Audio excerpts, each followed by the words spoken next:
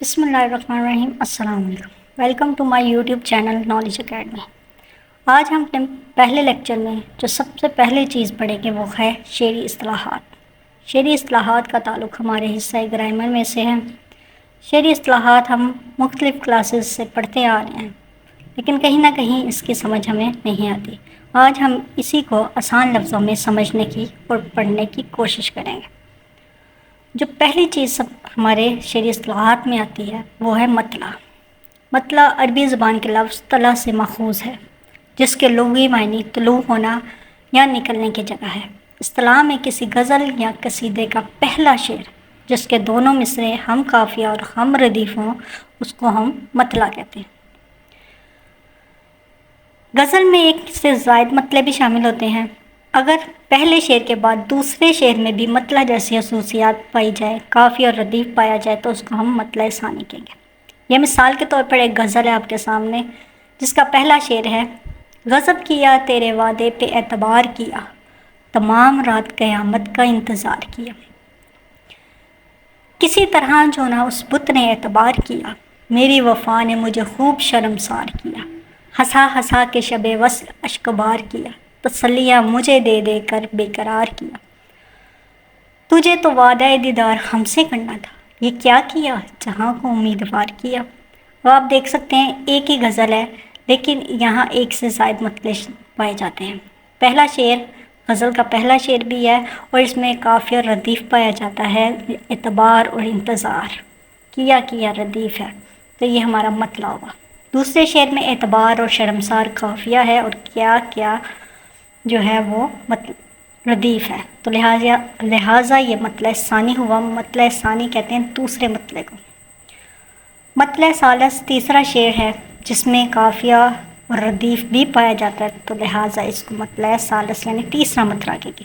اس کے بعد جو چوتھا شعر ہے وہ حسن مطلع کا شعر ہے۔ ایسا شعر جو مطلعوں کے زور کو توڑے اس کو حسن مطلع کہتے ہیں۔ یہاں آپ دیکھ سکتے ہیں چوتھے شعر میں نہ قافیہ نہ ردیف ہے، لہٰذا وہ حسن مطلع ہوا۔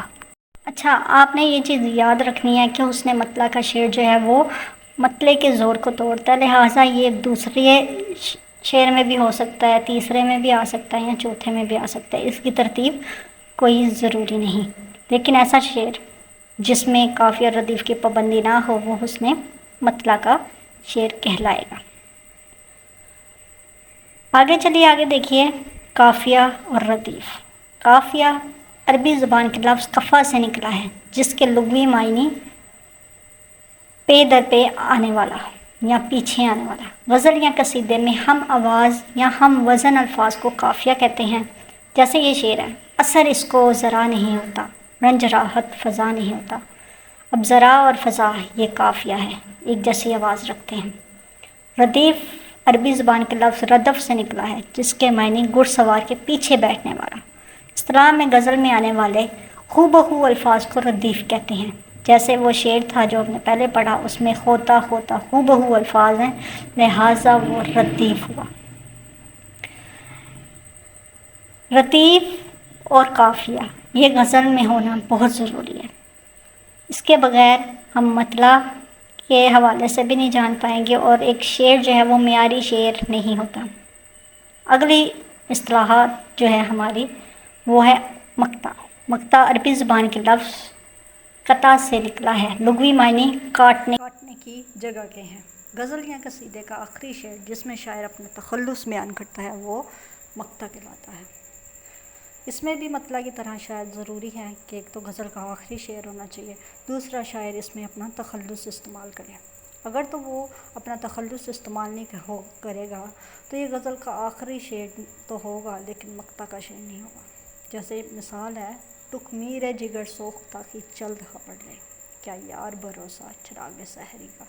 اب یہاں میر جو ہے وہ میر تقی میر کا یہ شعر ہے، میر اس کا تخلص ہے، اس کے اوپر تخلص والی علامت بھی آنی تھی، تو لہٰذا آپ لوگوں نے جب بھی یہ شعر لکھنا ہے تخلص کی علامت لگانی ہے۔ بہت شکریہ میری ویڈیو دیکھنے کے لیے۔ اسی طرح کی مزید ویڈیو دیکھنے کے لیے میرے چینل کو سبسکرائب کیجیے اور بیل آئیکن کو پریس کیجیے۔ اپنا بہت خیال رکھیے گا، ملتے ہیں اگلی ویڈیو کے ساتھ۔ اللہ حافظ۔